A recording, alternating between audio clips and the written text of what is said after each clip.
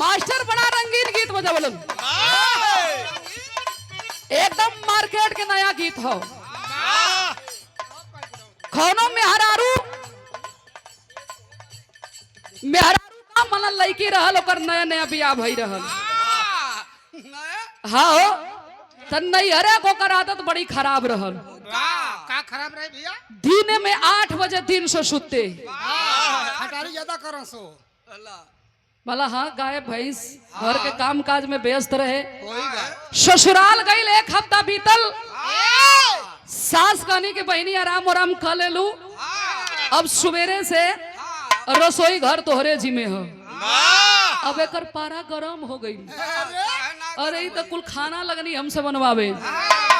जान गिल कि अबे घर में हमारा गुजारा होई होई नहीं, तो वो घर से बड़ी दुखित हो गई। वो घर में सबसे कमजोर नस पकड़लस। कमजोर नस हाँ हो, ई कहां होला? हम ऊ ना जानित कहाँ होला। वो अपने मर्द के लगल खियावे पियावे, ओकरे दिमाग में उल्टा फुल्टा घुमावे लगल कि तोहार माई तोहार बहन हमसे बड़ी काम करावे नहीं।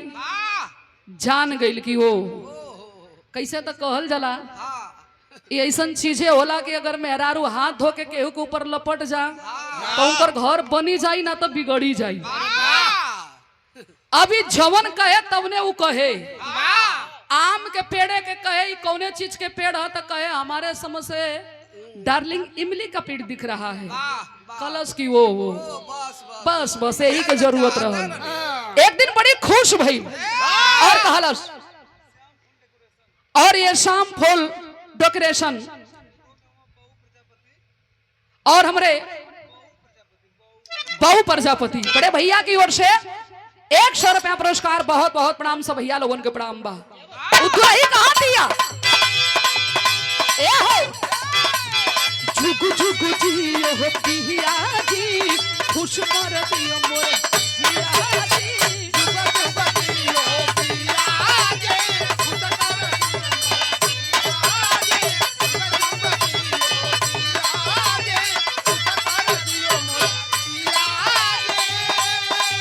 ए हो सुगानियन पढ़ावला तोहके, सुगानियन पढ़ावला तोहके लागे किसे तो कर दिया जी। सुगानियन पढ़ावला तोहके लागे किसे तो कर दिया जी। सुगानियन पढ़ावला तोहके लागे किसे तो कर दिया जी। अरे झुगु झुगु जियो हो पिया जी, खुश कर दियो मोरे जिया जी। सुगानियन पढ़ावला तोहके लागे किसे तो कर दिया जी। मरद कहले हो सारी दुनिया यही पर टिकल बा।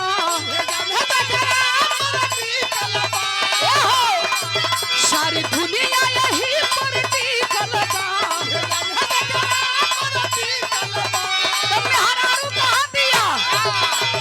इतिहास के पाना में लिखल बा, इतिहास के पाना में लिखल बा, मेहरारू से केहू ना जीतल बा। इतिहास के पाना में लिखल बा, मेहरारू से केहू ना जीतल बा। इतिहास के पाना में लिखल बा, मेहरारू से केहू ना जीतल बा।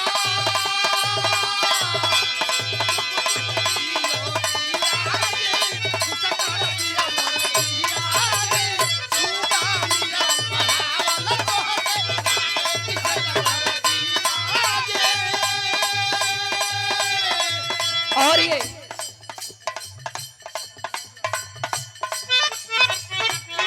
और आदरणीय हम लोगों के गार्जियन और विराह कमेटी के अध्यक्ष धर्मराज यादव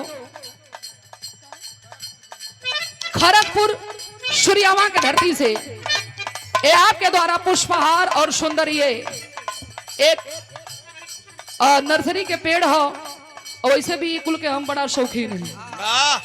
हमारे छत पर विराह से खाली रही ला, रोज पानी दली। अरे पूरा करीब 1.5-2 बिस्सा में है, पूरा छत पट गिल है। और जरूरी भी है। इस सब घर में लगाना बहुत जरूरी है। 200 रुपया पुरस्कार दिले बानी बाबूजी के बहुत बहुत प्रणाम। सब भैया लोगों के प्रणाम बा।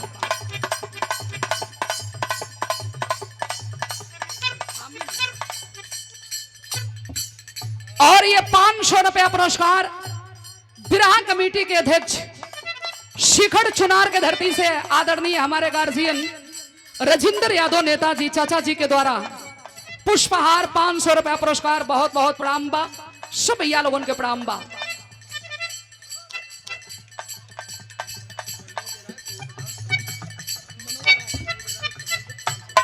और ये पूर्व प्रधान मनोज राय जी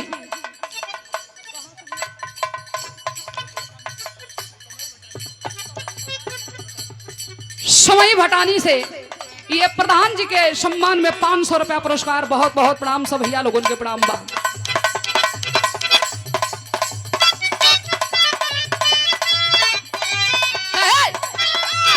अरे झुगु झुगु जियो पिया जी खुश कर दियो मोरे जिया जी।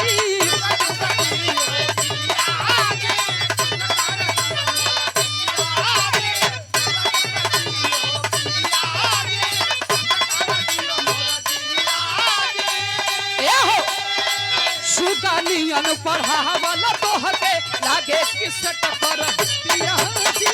सुगानियन पढ़ावल तोहके लागे किस टकर दिया जी। सुगानियन पढ़ावल तोहके लागे किस टकर दिया जी। सारी दुनिया यही पर टिकल बा। सारी दुनिया यही पर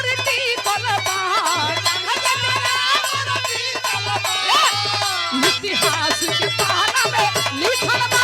इतिहास के पाना में लिखल बा। मेहरारू से केहू ना जीतल बा। इतिहास के पाना में लिखल बा। मेहरारू से केहू ना जीतल बा। इतिहास के पाना में लिखल बा। मेहरारू से केहू ना जीतल बा। एगो गीत और मार्केट में तो हल्का मचोले बा। बड़ी गर्मी बा। कोनो नई नवेली दुल्ही अपने पति से निवेदन करतिया कि साड़ी हमसे बर्दाश्त ना होत है, कोनो सूट कॉटन के सिवा देता। अब उसे ना तो ढेर आराम दे। देखा है बेकूफ राम के देखा उ ससुराल में हाफ पैंट पहन के घूमी। उसे आराम ना मिली। कोनो में हामी ना भैया। देखा ढोलक में हो। ढोलक के बेस में है। देखा जब हम बोल के छोड़ देती तो हामी ना आवे लगत हो। साफ रहे एकदम। थोड़ा कम रही चली। उ दुल्ही कहलस मरा समझावा था के बहिन हित नाथ कुल घर में बाड़न गांव घर ह तनी एक आक महीना बर्दाश्त करे करे बाद जवन कहबू तवन पहिनाई। कहलस का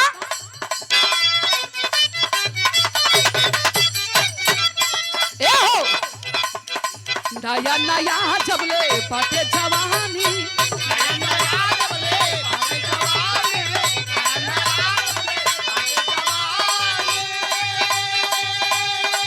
घर लहरिया तू लुटा के रानी।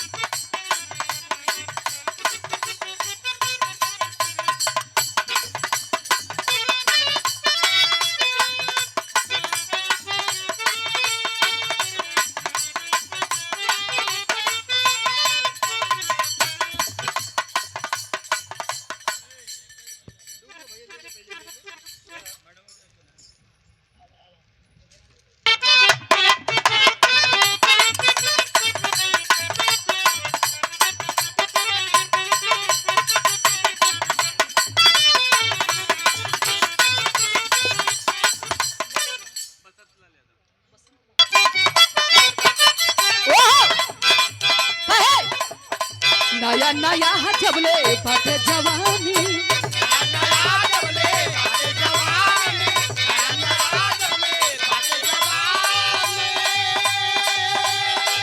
घर लहरिया तू लुटा ये रानी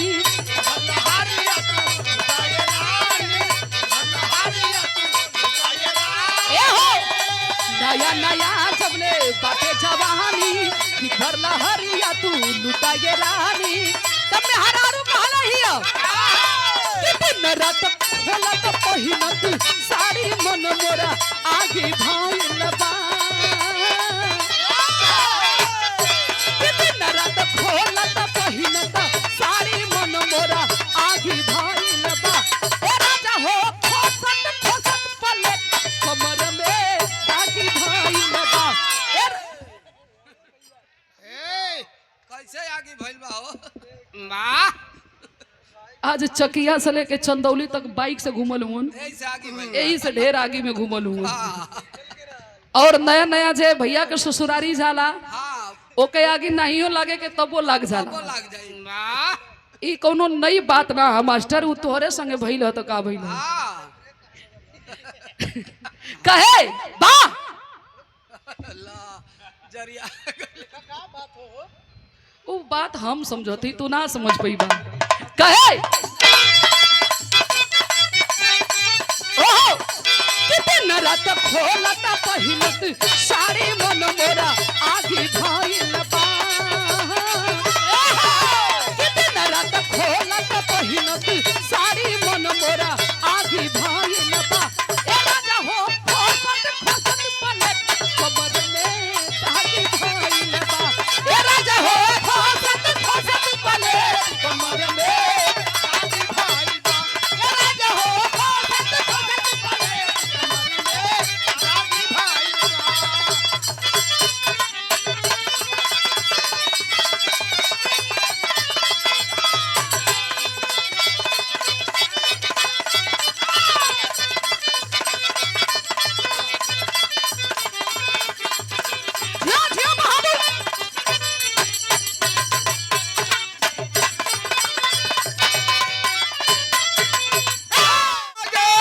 मैया जी के पाँव में फूलवा बिछा दे रे मालिन निमिया की छाव में फूलवा बिछा दे रे मालिन निमिया के छाव में फूलवा बिछा दे रे मालिन निमिया के छाव में फूलवा बिछा दे रे मालिन ललकी चुनरिया चटकार ललकी चुनरिया चटकार चुनरी किनले बानी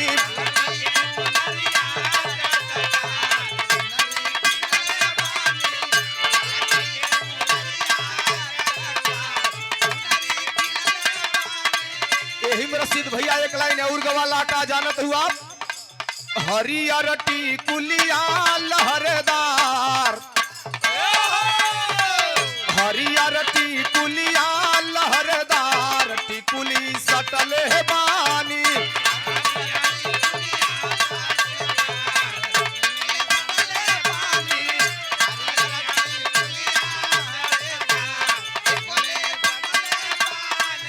ओही रे टिकुलिया पे ओही रे टिकुलिया पे चार जना के रखले बानी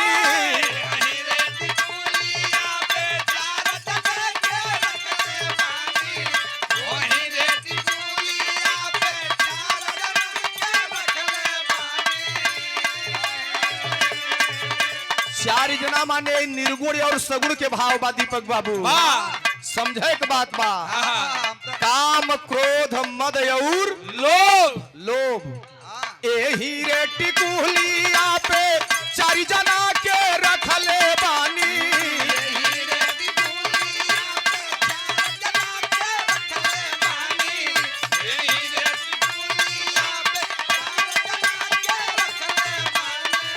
हरियर टिकुलिया लहरदार टिकुली सटल है बानी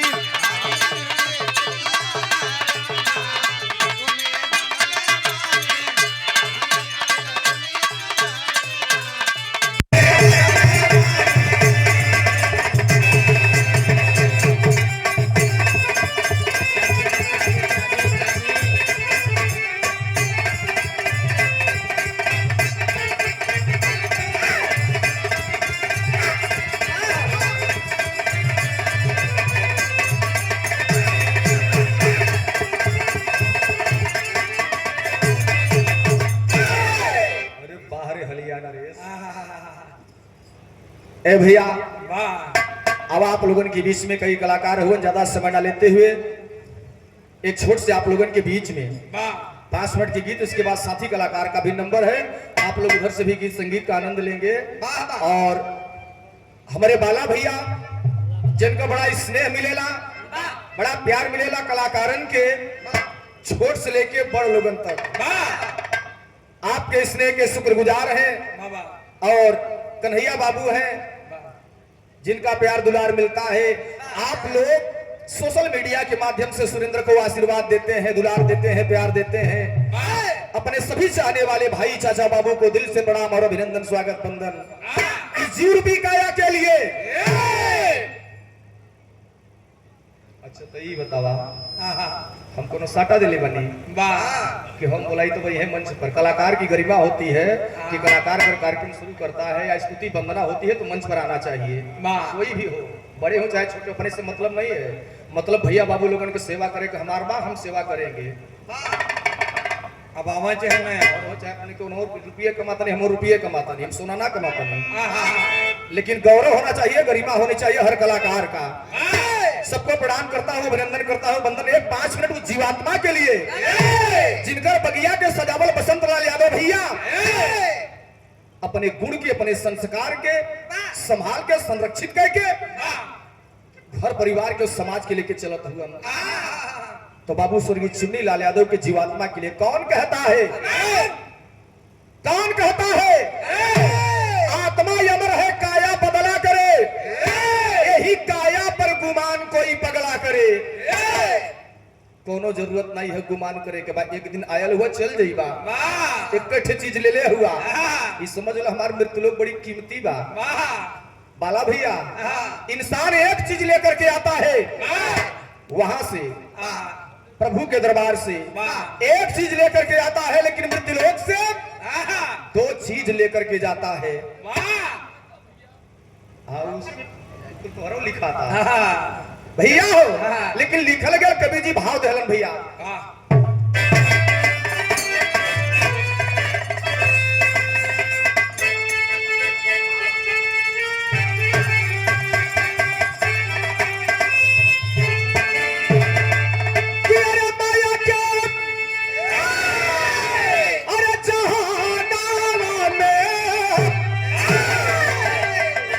यही मृत्युलोक है।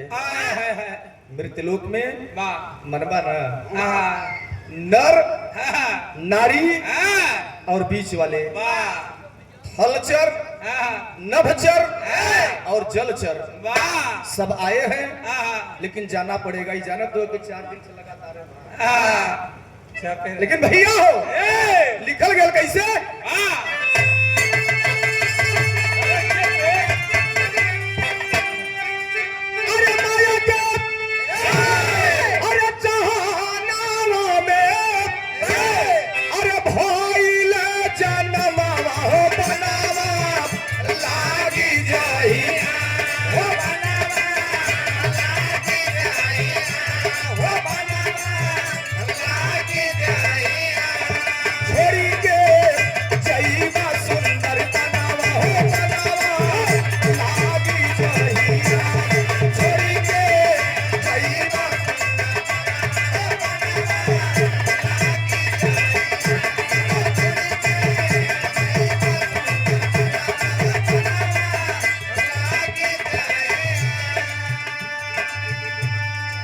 ईश्वर का आदेश रूपी बाण जब आएगा, कलेजे में लगेगा तो कोई काम नहीं आएगा। जाना है तो जाना पड़ेगा, कोई रोक नहीं सकता है, न एक पल आगे न एक पल पीछे। माया रूपी दुनिया से छोड़ करके काया चली जाएगी। 3.5 हाथ का शरीरिया यही माटी से पैदा भइली है, मटिये में मिल जाए। तो भाव है बा कैसे,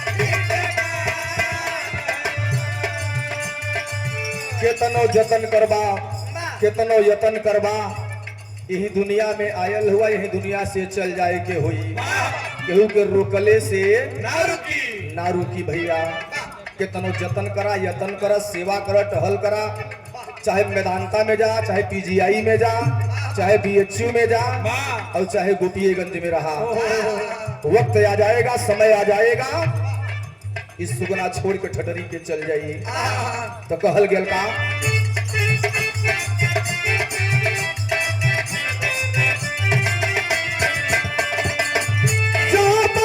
जवानी बाटे करा ना गुमानी हो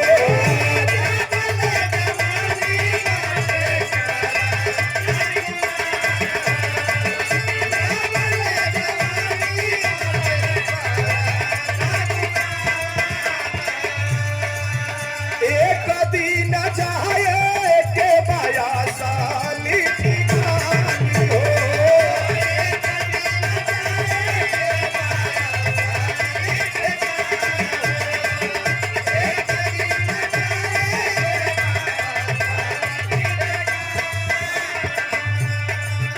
माया के भवानावा में माया के भवानावा में होई ना जतनवा हो बनावा लागी जाइया अरे बनावा लागी जाइया छोड़ी के जाइबा सुंदर बनावा हो बनावा लागी जाइया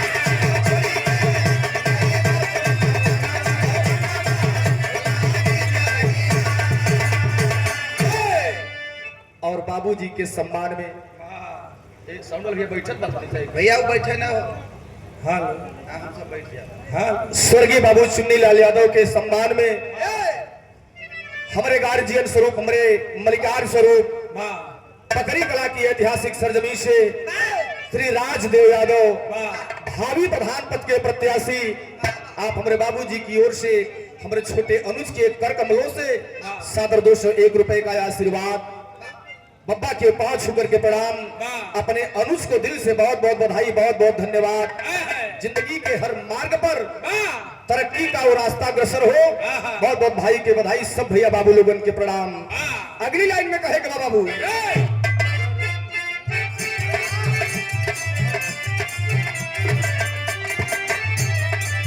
राची राची देही आके अपना सजाई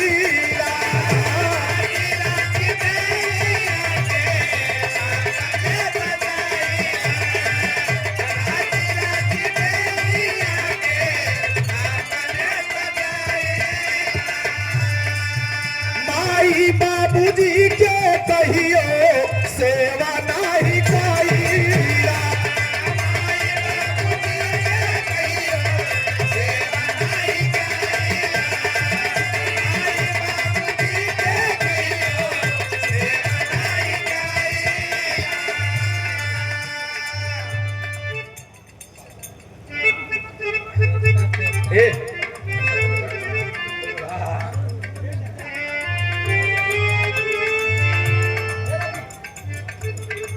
इसलिए भाई ओहो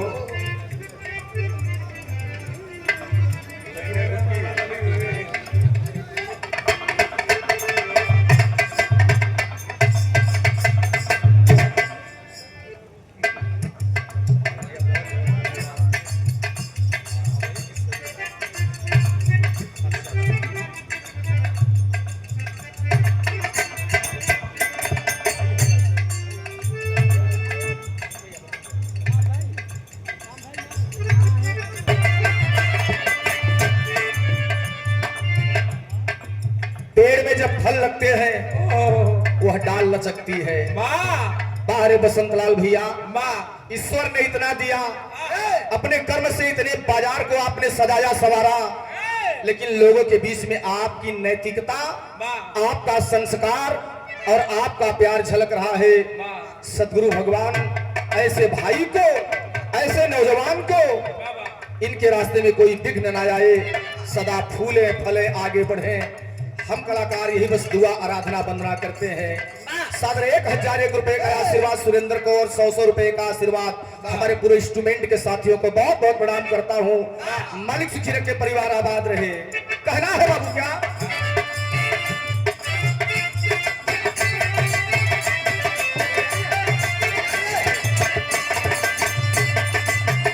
राची राची देही आके के तनो सजाई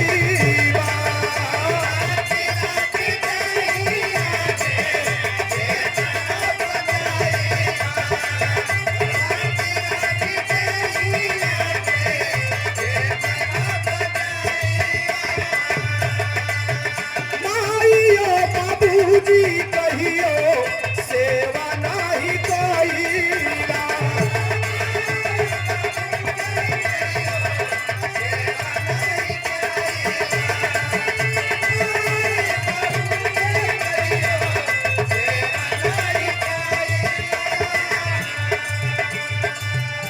बसंतलाल भैया नाम तो सुना था, लेकिन आज दीदार हुआ अपनी आंखों से और दिल बड़ा गदगद है कि आप जैसे युवा लोग हमारे सांस्कृतिक विरासत बिरहा को सहेज रहे हैं, संरक्षित कर रहे हैं और अपने खानदान में, अपने यदुवंशी परिवार में उससे परोस रहे हैं। मौका को देख करके दिल से बहुत बहुत प्रणाम करता हूँ।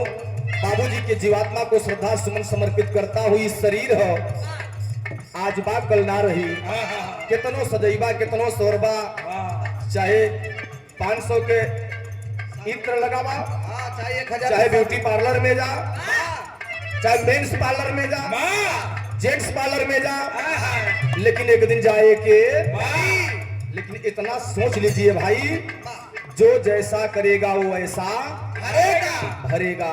ये लाइन वही लागू होती है। कैसे?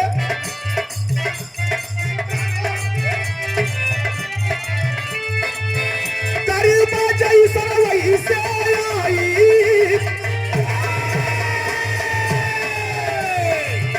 करीबा जैसा वही से आई, तो हर समनवा लागी जाइया, बनवा लागी जाइया, छोड़ी के गईना सुंदर बनवा लागी जाइया।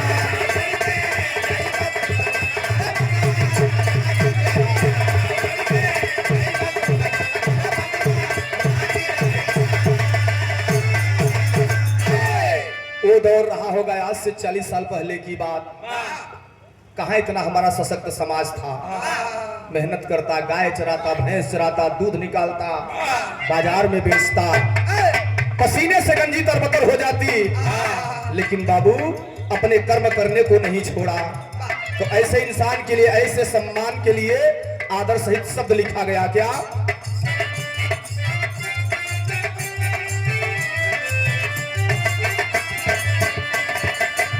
तीर्थ परात काशी काबा के तनो जाइबा,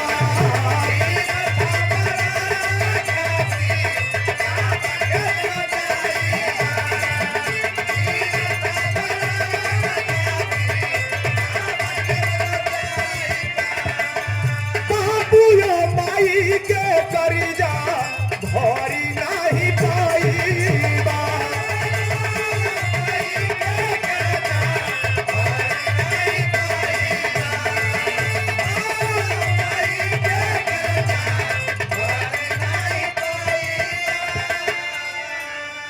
काहे के ना भराई, बहुत लोग कोशिश करी। ला ला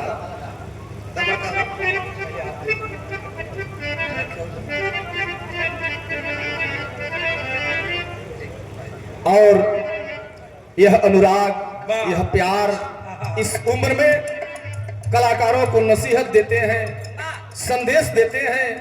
कदम डगमगाता है तो रास्ता बताते हैं। भूसौला ग्राम सभा की ऐतिहासिक सरजमी से जब बिरहा सीख रहा था तो बाबूजी ने मंच पर खड़ा करके बिरहा गवाए। श्री कन्हैया लाल यादव भूसौला की ऐतिहासिक सरजमी से बाबूजी के करकमलों से बेटवा के सम्मान आशीर्वाद 200 रुपए का अर्थ दे करके आशीर्वाद दिया गया। पाँव छू के प्रणाम करेला। बस ऐसे ही आप पूरा जीवन विराह को समर्पित कर दिए बाबू।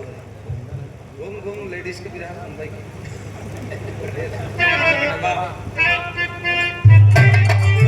यही वह जोड़ी है जो जोड़ी बुला करके सम्मान किया करती है। कभी कभी अस्वस्थ हो जाते हैं तो भी फोन से बेटा कहाँ हो, चाचा जी यहाँ है, बाबूजी यहाँ है। यह प्यार मिलता है, सम्मान मिलता है। और 200 रुपए का सम्मान कन्हैया लाल यादव बाबू और 200 रुपए का ही सम्मान देकर के हौसला अफजाई किया गया सुंदर पुष्पहार के साथ। हमारे परमा चचा की ओर से जुगुल जोड़ी के पांव छू करके प्रणाम। सब भैया के नमस्कार प्रणाम। लेकिन कहना है क्या,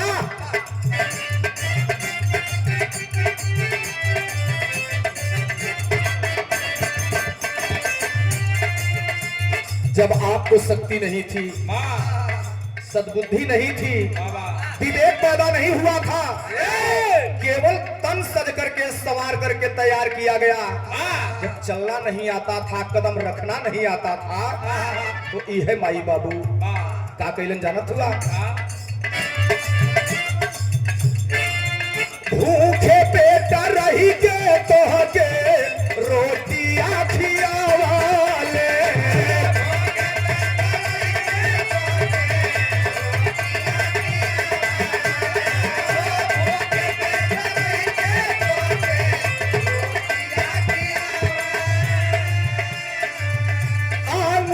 पकड़ी के तोहके चलना सिखावाले।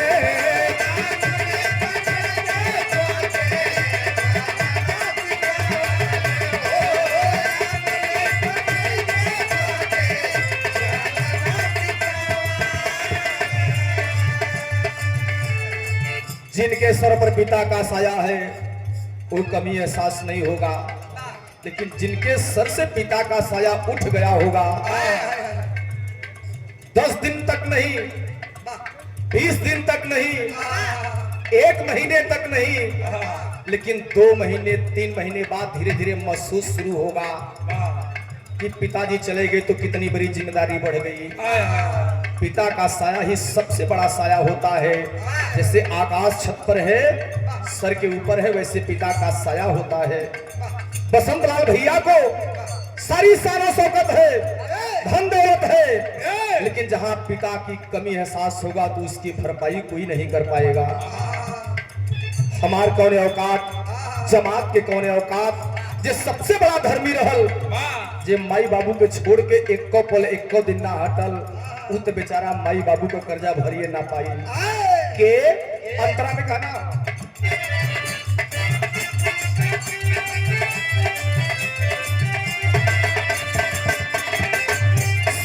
ही से बढ़ी के माई बाबू वाला करी जा,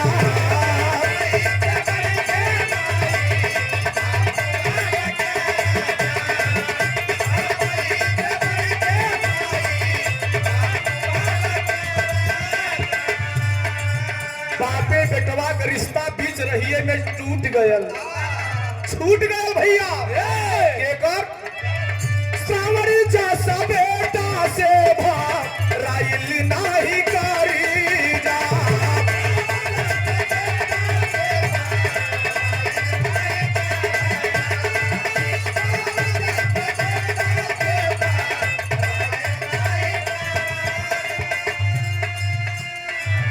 फटही गंजिया पूना, फटही गंजिया पूना बसनवा हो बनवा लागी जाई। अरे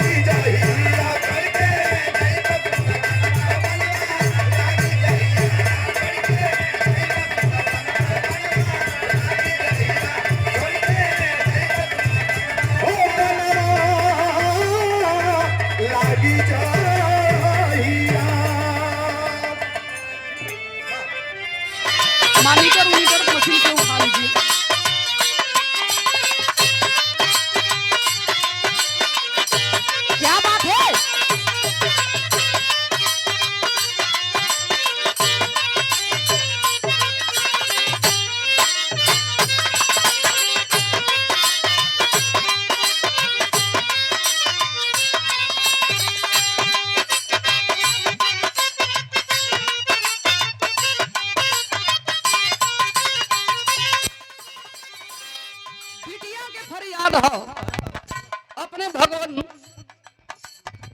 अपने आराध्य देवता विश्व गुरु परम पिता परमेश्वर स्वामी अड़गड़ानंद महाराज जी के दरबार में जाके और बेटी अपने भगवान से कहती है कि ऐ दुनिया के दाता, ऐ दुनिया के मालिक, आपके मर्जी के बगैर एक पत्ता ना हिल सकेला, गावल बजावल तो बड़ी दूर के बात हो।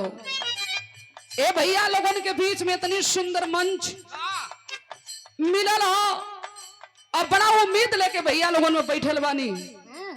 एक बेटी के फरियाद अपने भगवान से कहती है क्या, थोड़ा बेस हल्का कम कर दीजिए भैया, उसमें हामिल हो गया है, थोड़ा सा टाला हो गया। वाह कि आज घेरा मेरी बारौआ आई स्वामी जी,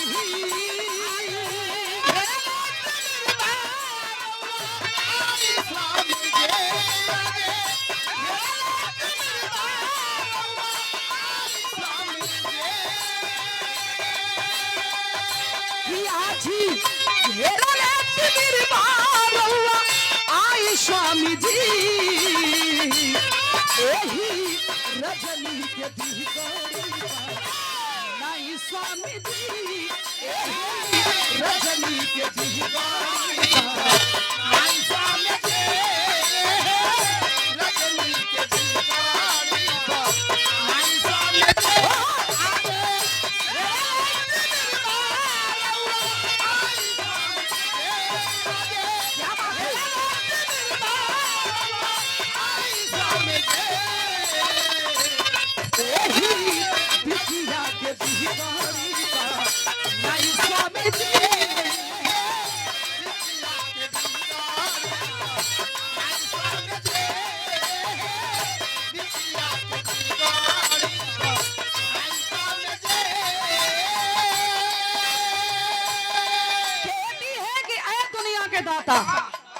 गजब माली के महिमा हो। आतना भैया लोगन बैठल बानी, जे भाई गइल होई देखले हुई माली के दरबार आए हाय, कहती है क्या, आगमाय गोचर अनु रंजित होई स्वामी,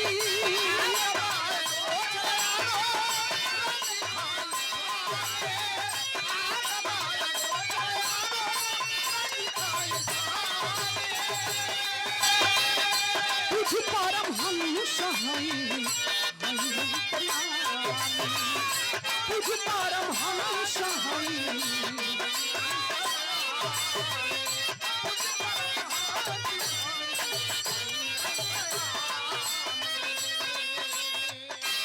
सोरे सारे गम के सौरभ पर साईं स्वामी जी,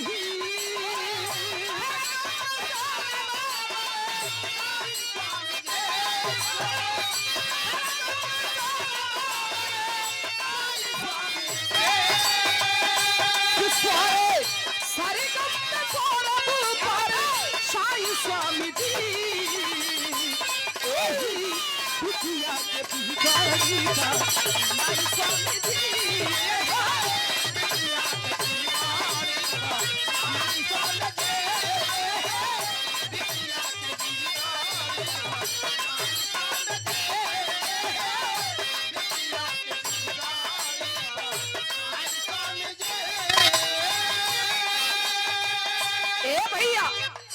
लाख जिंदगी व्यस्त हो, लाख आदमी अपने काम काज में व्यस्त हो, जिंदगी के सही रास्ते पर लेके चले के हो, जिंदगी के मुक्ति बनावे के हो तो सतगुरु नाम अपनाना पड़ेगा। नाम के अपन बोलो कैसे, घड़ी का या जहां मिल तरले तरी गई मीरा,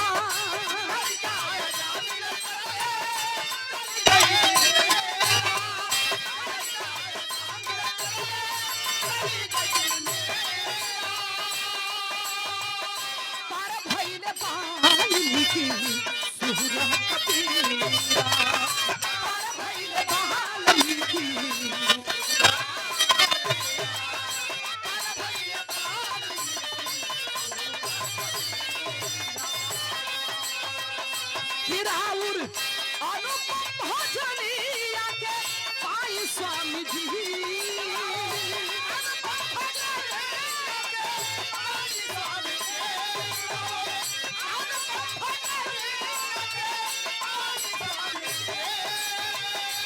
राउर अनुपम भजनिया के पाई स्वामी जी एही पिछिया के भिखारी का पाई स्वामी जी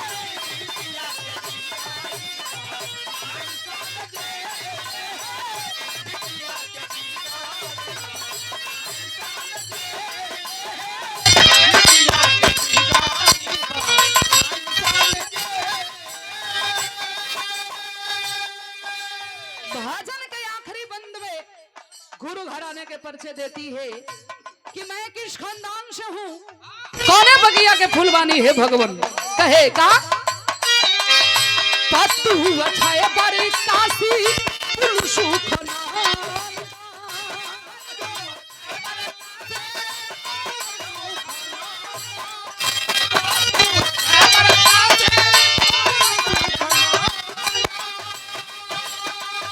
रजनी मनोहर स्वामी करे राहुल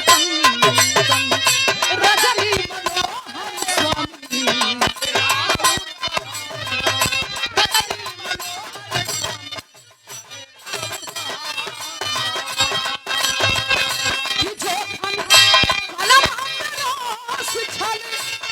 स्वामी जी